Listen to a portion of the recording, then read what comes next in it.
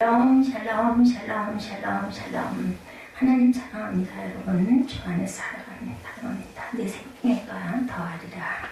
11절에 있는 말씀이죠. 나 죄로 말미암아 내 날이 많아질 것이요 내 생명의 해가 더하리라 말씀합니다. 오늘 9장 말씀이죠. 잠언 9장 말씀을 함께 한번 잠시 살펴보죠.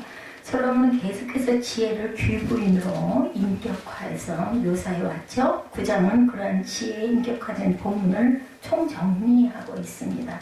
창조 이전부터 존재하였고 창조 사역에 있어서 하나님과 동역하였던 지혜가 세상에 지혜가 귀부인으로 8장에도 나와 있죠. 세상에 내려 잔치를 베풀고 사람들을 초대하는 장면을 보여주고 있습니다. 지혜는 사람들에게 찾아와서 그들을 생명으로 초대하죠. 지혜와 음료는 사람들을 초대하는 것을 서로 경쟁을 하고 있는 그런 내용입니다. 지혜의 초대의 6절을 보면 나오죠. 6절을 우리 살펴봅니다. 어리석음을 버리고 생명을 얻으라. 명철의 길을 행하라 하느니라. 지혜는 명철의 길을 우리에게 알려주시죠. 하나님과 함께 세상을 창조하였고 사람들에게 생명과 은총을 약속했던 지혜는 소극적으로 사람들이 자기를 찾아오리라고 기대하고 있지만은 않습니다. 적극적으로 능동적으로 사람들의 생활권 안으로 들어와서 자신의 거처를 마련하죠. 그녀는 집을 짓고 짐승을 잡고 포도주를 혼합하여 잔치를 준비한 후에 종들을 보내서 성전 높은 곳에서 사람들을 초대합니다. 그녀의 잔치 초대는 마치 예수 그리스도의 천국 잔치와 똑같은 모습이죠. 또한 고기와 술로 준비된 잔치는 예수 그리스도의 살과 피로 마련된 성찬식과 같은 맥락을 가집니다. 지혜의 초대는 특히 지혜가 필요한 자들인 어리석은 자와 지혜 없는 자에게도 주어진다라는 거죠. 천국잔치의 초대 마태복음 22장 4절입니다. 다시 다른 종들을 보내며 이르되 청한 사람들에게 이르기를 내가 오찬을 준비하되 나의 소와 살찐 짐승을 잡고 모든 것을 갖추었으니 혼인잔치에 오소서 하라 하였더니 사람들이 다 바빠가지고 모시 못하는 그러한 그 내용이 있습니다. 9장 우리 1절부터 6절까지 보죠.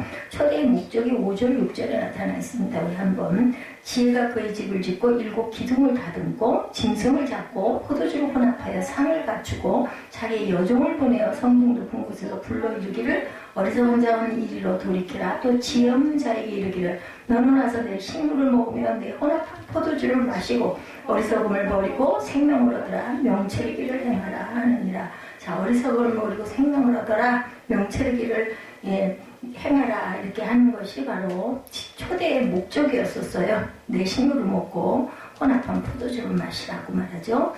지혜가 사람들을 초대하는 목적 또는 이유가 6절에 명시되어 있습니다. 어리석음을 버리고 생명을 얻어라. 명철의 길을 행하라 하느니라. 그리고는 거만한 자를 징계하는 자는 하고 7절부터 나오죠. 먼저 지혜가 준비한 음식을 먹고 마시는 것으로 이렇게 표현되는데 이것은 지혜가 주는 유익을 받아들이라는 의미입니다. 지혜가 주는 실제적인 유익은 뭐라고요? 생명과 명철이니라. 지혜 잔치에 참여하여 먹고 마시는 자는 생명을 얻는다. 그리고 생명을 얻은 자로서 합당한 명철한 삶을 살게 될 것이다 말씀하죠. 그 하나님을 경외하는 삶을 살 때 생명에 이르게 된다. 이러한 놀라운 초대와 유익은 하나님의 초대와 마찬가지로 무엇으로 값없이 주어집니다. 잠언 19장 23절에도 생명을 말씀합니다. 야훼를 경외하는 것은 사람으로 생명에 이르게 하는 것이라 경외하는 자는 족하게 지내며 재앙을 당하지 아니하느니라. 하나님의 초대에 대해서 이사야 55장 1절 우리가 잘 아는 말씀이죠. 오라 너희 모든 목마른 자들아 물러나오라. 돈 없는 자도 오라. 너희는 와서 사목대 돈 없이 값없이 와서 포도주와 젖을 사라. 이것도 하나님이 주시는 우리에게 주시는 지혜죠. 목마른 자들, 지혜 목마른 자들은 다 물러나와서 돈 없는 자들 먹어라. 돈 없이 값없이 포도주와 젖을 사라. 이것도 예수의 성찬과 비유된 말씀입니다. 거만한 자와 지혜자에 대해서 7절부터 한번 봅니다. 거만한 자를 징계하는 자는 도리어 능욕을 받는다고 그러죠. 악인을 책망하는 자는 도리어 흠을 잡히고 징계하는 자도 능욕을 받는다. 8절에 거만한 자를 책망하지 말라. 그가 너를 미워할까 두려우니라. 지혜 있는 자를 책망하라. 그가 너를 사랑하리라. 지혜 있는 자에게 교훈을 더하라. 그가 더욱 지혜로워질 것이요 의로운 사람을 가르치라. 그의 학식이 더하리라. 여호와를 경외하는 것이 지혜의 근본이요 거룩한 자를 아는 것이 명철이니라. 나 지혜로 말미암아 내 날이 많아질 것이요 내 생명의 해가 내게 더하리라. 내가 만일 지혜로우면 그 지혜가 내게 유익할 것이나 내가 만일 거만하면 너 홀로 해를 당하리라. 예, 이렇게 증거하고 있습니다. 12절까지. 이 9장은 지혜의 초대에 대한 사람들의 반응이 두 가지로 묘사되고 있죠. 지혜라는 기준을 보면 사람들은 크게 두 부류로 나뉘어지는데 하나는 거만한 자, 그리고 하나는 지혜 있는 자, 이렇게 두 가지로 분리가 됩니다. 거만하고 악한 자는 지혜자보다 혹 지혜가 필요한 자임에도 불구하고 지혜를 거부한다. 거만한 자는 가르치기가 매우 어려운 부류의 사람입니다. 그는 자만심이 강하고 타인을 깔보기 때문에 누가 뭐라고 해도 자신의 주장을 굽히거나 책망을 받아들이지 않습니다. 그러나 지혜자는 발전과 개선의 여지를 항상 인정하기 때문에 겸손히 책망을 받으며 책망하는 자에게 감사할 줄 알고 결국 책망을 받아들이는 태도는 그가 성숙한지 미성숙한지 지혜로운지 거만한 자인지를 가름하는 기준이 된다. 이러한 현상은 이미 가진 자는 더 가지게 되지만 없는 자는 그 가진 것까지도 잃게 된다는 예수님의 가르침과 일맥상통합니다. 거만한 자는 개나 돼지처럼 좋은 것을 주는 자를 해치고 마는 결과를 가져옵니다. 가진 자는 더 갖게 된다 그러죠. 마태복음 13장 12절에 물을 있는 자는 받아 넉넉하되 하게 되되 없는 자는 그 있는 것도 빼앗기리라. 개나 돼지와 같다고 합니다. 마태복음 7장 6절에 거룩한 것을 개에게 주지 말며 너의 진주를 돼지 앞에 던지지 말라. 그것이 그들을 발로 밟고 돌이켜 너희를 찢어 상하게 할까 염려하라 말씀합니다. 두 사람의 결국은 어떻게 돼요? 지혜를 소유한다는 것은 하나님을 알고 경외하는 것이고 하나님을 소유하는 것이다. 그러므로 지혜를 소유한 지혜자는 그의 생명의 날과 해가 많아질 것이며 더 나아가 예수 그리스도께서 친히 말씀하신 것과 같이 영생을 얻게 될 것이다. 그러나 거만한 자는 지혜를 거부함으로 지혜가 주는 모든 유익까지도 거부해버립니다. 지혜자는 더욱 지혜를 구함으로 지혜가 주는 유익을 얻지만 거만한 자는 지혜를 스스로 지혜롭게 여김으로 자신이 더 지혜롭다. 내가 최고야. 그래서 지혜를 거부한다. 이 거만한 자는 마치 신약에서 스스로를 의인이라고 여겼던 누구? 바리새인들과 매우 흡사한데 그들은 스스로를 의롭게 여김으로 예수 그리스도를 통한 의를 거부했죠. 그러므로 이들은 영생을 얻지 못할 뿐만 아니라 더 나아가 어디에 멸망으로 달려갑니다. 요한복음 3장 18절에도 그를 믿는 자는 심판을 받지 아니할 것이요 믿지 아니하는 자는 하나님의 독생자 이름을 믿지 아니함으로 심판을 받은 것이라 말씀합니다. 하나님을 믿는 것과 영생에 대해서 요한복음 17장 3절에도 영생은 곧 유일하신 참 하나님과 그가 보내신 자 예수 그리스도를 아는 것이니라. 예수님을 거부한 바리새인에 대해서 마가복음 2장 16, 17절에 증거합니다. 바리새인의 서기관들이 예수께서 죄인 및 세리들과 함께 잡수시는 것을 보고 그의 제자들에게 이르되 어찌하여 세리 및 죄인들과 함께 먹는가? 예수께서 들으시고 그들에게 이르시되 건강한 자에게는 의사가 필요 없고 병든 자에게 레아가 쓸데있느니라. 나는 의인을 부르러 온 것이 아니요 죄인을 부르러 왔노라 라고 대답하시죠. 미련함의 초대에 대해서 미련한 계집의 초대에 대해서 나타나고 있습니다. 미련한 계집 즉 음녀 역시 어리석은 자를 상대로 초청을 하고 있죠. 그녀는 자신이 어리석은 여자로서 지나가던 어리석은 자들을 상대로 호객행위를 하고 있어요. 아까 9장 13절 미련한 여인이 떠들며 어리석어서 아무것도 알지 못하고 자기 집 문에 앉으며 성읍 높은 곳에 있는 자리에 앉아서 자기 길을 바로 가는 행인들을 불러 이르되 16절에 어리석은 자는 이리로 돌이키라. 또 지혜 없는 자에게 이르기를 도둑질하는 물이 달고 몰래 먹는 떡이 맛있다 하는도다. 오직 그 어리석은 자는 죽은 자들이 거기 있는 곳과 그의 갯들이 습을 깊은 곳에 있는 것을 알지 못한다. 18절까지 이렇게 끝이 나죠. 그녀가 준비한 건 물과 떡이라고 지칭하되 여기서 말하는 바 도둑질하는 물과 몰래 먹는 떡은 모두 육체적이며 불륜적인 음란 행위를 가리킵니다. 지혜의 초청과 잔치는 공적이고 공개적인 것이니 반해 음료의 초청은 은밀한 것임이 드러나지. 몰래 먹는 물과 떡 이어지는 사람들의 은밀한 본능에 호소하여 자신의 욕망을 채우려 하고 있습니다. 부끄러움을 모른다고 그러죠. 잠언 7장 13절에도 그 여인이 그를 붙잡고 그에게 입맞추며 추며 부끄러움을 모르는 얼굴로 그에게 말합니다. 자기 샘에서 물을 마시죠. 잠언 5장 15절에 너는 내 우물에서 물을 마시며 내 샘에서 흐르는 물을 마셔라. 아내를 사랑하라는 뜻을 갖고 있습니다. 그 결과가 음녀의 초대에 응하는 자는 진정으로 어리석은 자임을 지적하고 있고 그는 음녀의 초대에 응함으로 스스로를 죽음의 자리로 내어 몰아버립니다. 성경은 속여서 먹는 식물의 결국이 어떠한지에 대해서 분명하게 언급하고 있죠. 음녀가 주는 음식 것을 먹고 누린 사람에게 죽음을 사망을 가져다 준다. 반면에 그리스도는 스스로를 가리켜 생명을 주시는 양식이고 하늘에 내려온 산 떡이라고 소개합니다. 예수 그리스도만이 진정한 양식인 것은 성경 전체가 증명해주고 있죠. 그러나 어리석은 자는 그러한 사실을 깨닫지 못합니다. 참된 양식인 지혜와 예수 그리스도를 버리고 음료를 선택합니다. 속에서 먹는 식물의 결국에 대해서 잠언 20장 17절에 속이고 취한 음식물은 사람에게 맛이 좋은 듯하나 후에는 그의 입에 모래가 가득된다고 합니다. 생명을 주는 음식에 대해서 요한복음 6장 35절입니다. 예수께서 이르시되 나는 생명의 떡이니 내게 오는 자는 결코 줄이지 아니할 터이요 나를 믿는 자는 영원히 목마르지 아니하리라 이렇게 말씀합니다. 요한복음 6장 35절이었습니다. 구장은 앞에서 나오는 음란에 대한 구절과 함께 성적 부도덕을 저지르는 것이야말로 가장 어리석은 행동임을 지적합니다. 순간의 쾌락으로 스스로를 죽음으로 이끄는 어리석은 사람이 아직도 많이 있죠. 그리스도인 된 우리들은 하나님이 주신 지혜를 가지고 지혜롭게 판단하고 행동함으로써 스스로를 파멸시키는 어리석은 자리에서 벗어나야겠다. 이런 교훈을 그 잠언 9장을 통해서 하고 있습니다. 하버드 대학교의 총장을 역임한 마담 부시는 현대사회의 4대 결핍 현상을 다음과 같이 얘기합니다. 첫째는 함께 부를 노래가 없다. 둘째는 높이 흔든 깃발이 없다.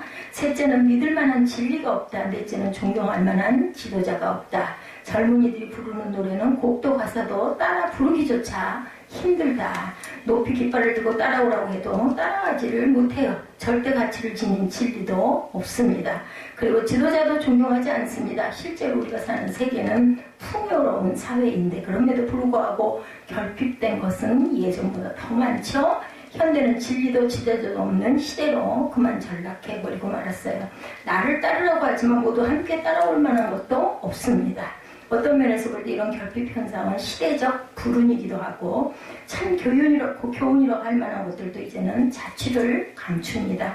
우리가 사는 정보시대는 영성시대인데 영성이 극대화되는 시대이고 영성에 대한 관심이 고조되는 시대인데 심지어 영성이 제5의 물결이라고 할 만큼 이 시대에 화두가 되어 있는데도 불구하고 과학과 기술이 최고대로 발달하는 시대에 웬 영성이냐 이렇게 얘기할 수 있겠지만 영성은 과학에 대한 반작용입니다. 이런 영성의 시대의 중요한 사실은 기독교만 영성이 있는 것이 아니다라는 건데 모든 종교가 영성이 있습니다. 불교는 불교의 영성이 있고 신비 종교도 영성을 가지고 있습니다. 무당도 영성을 가지고 있어요. 그리고 모든 이데올로기가 영성을 가지고 있습니다.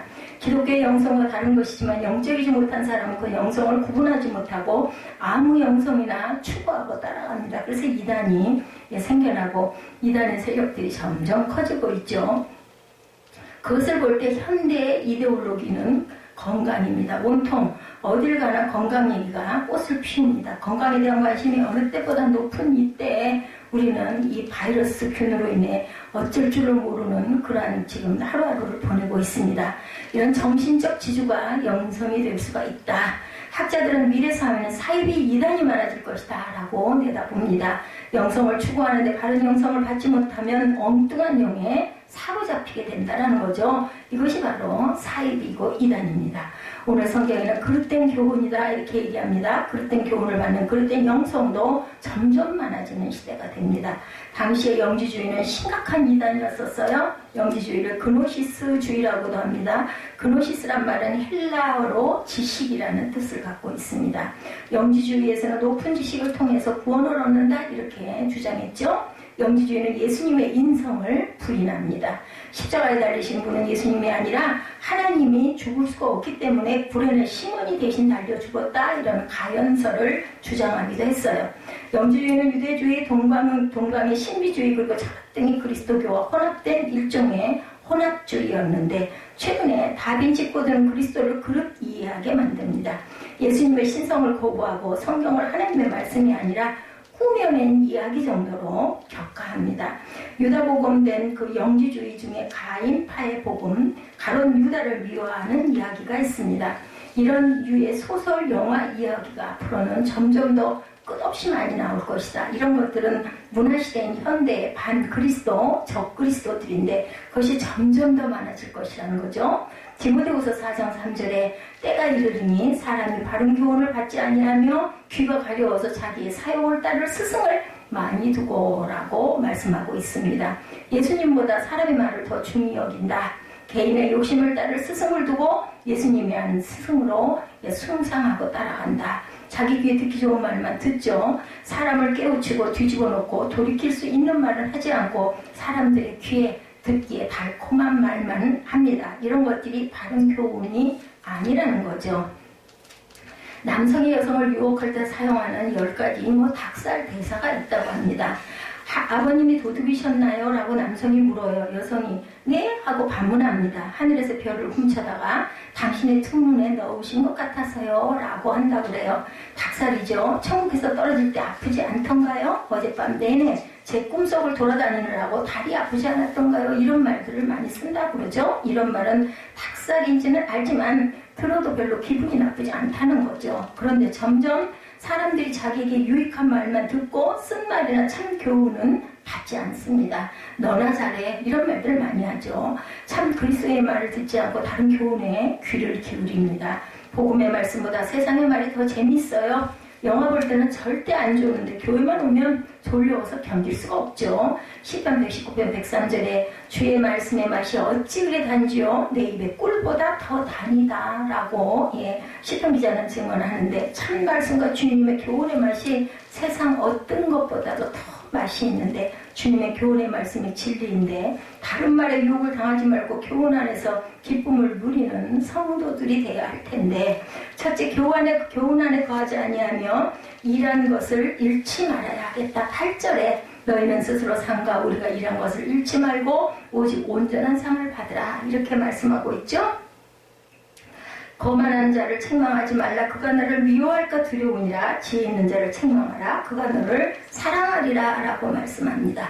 이전 것은 좋은 것, 많은 것을 가지고 교훈을 받았고 이 교훈을 버리면 그동안 일한 것들이 모두 다 없어진다라는 거죠. 이전에 열심히 교회를 섬기고 좋은 교훈을 받고 살다가 바른 교훈을 버린 안타까운 사람이 있었어요.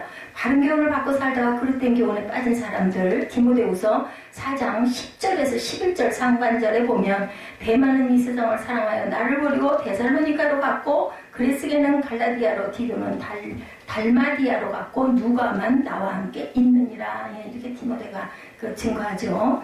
이 말에 바울의 슬픔과 안타까움이 배어 있습니다. 사람도 있고 좋은 교훈을 받아 섬기다가 엉뚱한 교훈으로 빠지는 사람도 있습니다. 디모데전서 4장 1절에 후일에 어떤 사람들이 믿음에서 떠나 미혹하는 영과 귀신의 가르침을 따르리라, 이렇게 증거되어 있어요. 미혹하는 영과 귀신의 가르침은 뭘까? 3절에서 혼인을 금하고 어떤 음식물을 먹지 말라고 하는 것이라고 합니다. 하나님의 말씀이 아니고 성경의 가르침이 아닌 것을 가지고 따르려고 한다는 것. 현대의 그릇된 교훈은 예수께서 어느 날 심지어 몇 시에 오신다고 합니다. 예수께서 반드시 오실 것인데 그 시기는 하나님 외에 아무도 알지 못하죠.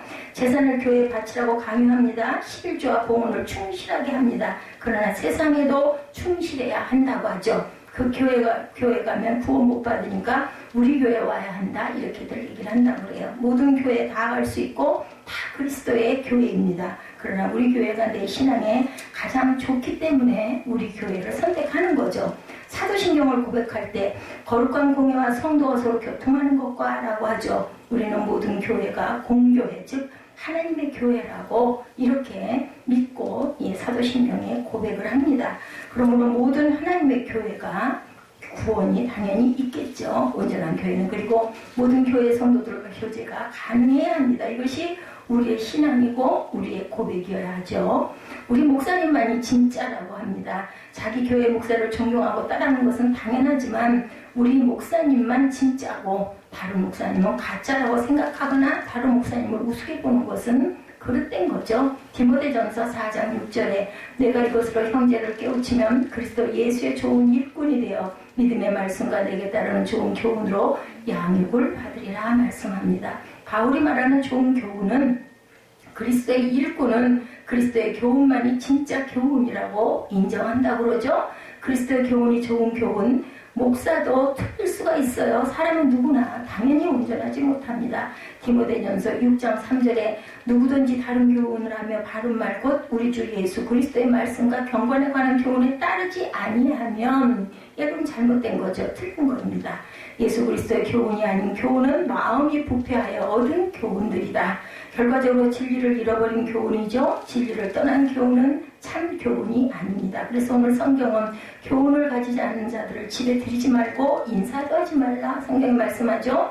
얼마나 엄격하고 단호하고 냉정하게 잘라버리라고 말씀하는지 모릅니다. 사실은 바른 교훈을 받지 못한 사람은 멀리 할수록 좁습니다. 나도 모르게 그 말이 솔깃하게 들릴 때가 있기 때문에 같이 친구하고 다니다 보면요 물이 듭니다. 이것이 가장 좋은 방법. 이단들이 얼마나 열심인지 모릅니다. 우리는 못 따라간다고 그래요. 우리보다 굉장한 열심이 있다고 하죠. 열심이 없으면 이단이 못 된다고 합니다. 우리가 열심을 내지 못하기 때문에 이단이 생기는 것도 어떻게 보면 우리의 잘못이다. 존 웨슬리 어머니 수산나는 위대한 믿음의 어머니시죠. 지혜가 있고 훌륭한 여성이었어요. 한 번은 부주의하고 고집센 딸을 올바르게 교육하기 위해서 딸에게 다탄 숯을 하나로만 구우라고 말씀하십니다. 이 숯들은 뜨겁지 않다. 댈 염려가 없으니 안고 오렴. 물론 딸은 단번에 거절합니다. 그렇지만 손과 옷이 더러워지지 않아요. 라고 딸이 반문하는데 어머니는 말씀합니다. 바로 그 점 때문에 늘 주의해야 한다. 사람의 행동에는 화상까지 입히지는 않지만 손과 가슴을 더럽게 하는 행위가 있기 때문이다. 이 수산나 어머니가 아주 지혜로우시죠. 화상은 입지 않지만 더럽게 하는 그릇된 교훈들이 이렇게 많다라는 거죠. 한 번 더럽혀지면 더 더러워지는 것은 별로 신경을 쓰지 않습니다. 우리 새 옷 입었을 때 막 빨아가지고 싹 다려서 처음에 입었을 때 굉장히 조심해요. 근데 이제 빨대가 가까워지면은 그냥 편하게 막 입죠. 그러다 보면 생명까지도 손상을 받게 됩니다. 이런 그릇된 교훈을 아예 처음부터 가까이 가지도 말고 섞이지를 말아야 되겠다. 둘째, 교훈 안에 거하는 사람은 아버지와 아들을 모시는 사람이다 말씀합니다. 9절 하반절을 보면 지혜 있는 자에게 교훈을 더우라. 그가 더욱 지혜로워질 것이요 의로운 사람을 가르치라. 그의 학식이 더하리라. 이렇게 말씀하고 있습니다. 교훈 안에 거하는 사람은 아버지와 아들을 모신다. 그리스도의 교훈의 성경에는 바른 교훈이다. 디도서 1장 9절과 2장 1절에도 증거합니다. 바른 교훈을 가진 사람은 아버지와 아들을 모시고 산다. 결과적으로 바른 교훈에 거하는 사람은 아버지와 아들 때문에 바르게 사는 바른 사람이다. 악동인 아들 형제는 둔 부모가 있었다고 그래요. 이 부모는 아들들을 고쳐보려고 목사님께 맡깁니다. 목사님은 동생에게 물어요. 하나님이 어디 계시지? 동생은 모른다고 신용만 하고 자신의 일을 계속합니다. 목사님이 다시 물어봅니다. 하나님이 어디 계시냐고. 동생은 계속 모른다는 신용만 합니다. 목사님은 확실하게 가르쳐주시고 마음에 격앙된 어제로 다시 묻습니다. 하나님은 어디 계시냐고 내가 묻고 있다. 이때 동생이 얼른 밖으로 나와서 형에게 말합니다. 형 큰일 났어. 하나님이 실종됐나 본데 우리 탓인 줄 알고 계셔. 이렇게 얘기를 하더랍니다. 하나님이 계시다는 사실을 인정하는 삶이 바른 교훈의 기초입니다. 하나님을 모시고 하는 삶의 교훈이죠. 하나님과 교제하고 하나님의 임재를 체험하는 이것이 바로 영적인 삶이다. 부모가 자녀에게 받은 교훈을 주는 것은 가장 중요한 부모됨의 가치입니다. 아룬 간디 마하마트 간디의 손자, 아룬 간디는 마하마트 간디의 손자인데 그는 할아버지로부터 자제하는 법과 평화롭게 힘을 사용하는 법, 그리고 무엇보다 겸손함에 대해서 배웠어요. 마시멜로 이야기라는 책에 보면 아룬 간디에 대한 이런 이야기가 나옵니다. 아룬 간디가 17살 때 아버지보다 매우 중요한 교훈을 얻었어요. 마하마트 간디의 손자 아룬 간디. 어느 날 아침 아버지가 회의에 참석하시게 됐어요. 아버지는 아론에게 집에서 15km 떨어진 사무실까지 차로 데려다 달라고 부탁을 해서 아론은 차를 운전하며 아버지의 사무실에 갑니다. 사무실에 도착한 후 아버지가 아론에게 차가 덜덜거리는 소리가 나서 귀에 거슬리는구나. 수리를 해야겠다. 차를 정비소에 맡긴 다음 5시까지는 다시 사무실로 오너라. 예, 네, 5시까지 꼭 돌아와야 한다. 걱정 마세요. 아론은 시내를 지나 외곽에 있는 정비소에 갔어요. 차를 고치는 동안 뭘 하지? 정비사에게 차에 대한 설명을 하고 차를 맡기고 간단히 점심을 먹고 돌아옵니다. 차를 다 고쳤어. 타고 가도 괜찮단다. 벌써 다 고쳤어요. 이제 겨우 12시였었어요. 아직도 5시간이나 남았습니다. 아론은 시내로 들어가다가 극장 간판이 눈에 띕니다. 그는 차를 세워두고 표를 샀어요. 2편을 상영하는 동시상영. 동시상영, 아론은 한 편만 보고 가도 충분할 것이라고 생각을 합니다. 영화에 빠져서 2편을 다 보고 두 번째 영화의 마지막이 되자 그는 놀라 시계를 봤어요. 6시 5분이었습니다. 1시간이 늦었죠. 아버지의 사무실에 도착했을 때는 땅거미가 끼고 석양이 지는 저녁이었습니다. 아버지는 사무실 밖에서 초조하게 기다리고 계셨어요.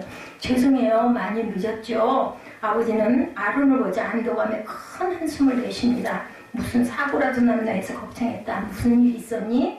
정비 때문에 늦었어요. 고장 원인을 찾지 못해서 한참 걸렸어요. 거짓말했죠. 겨우 찾아서 수리를 끝냈어요. 아버지는 의아한 표정을 짓습니다. 아버지 타세요. 이제 괜찮을 거예요.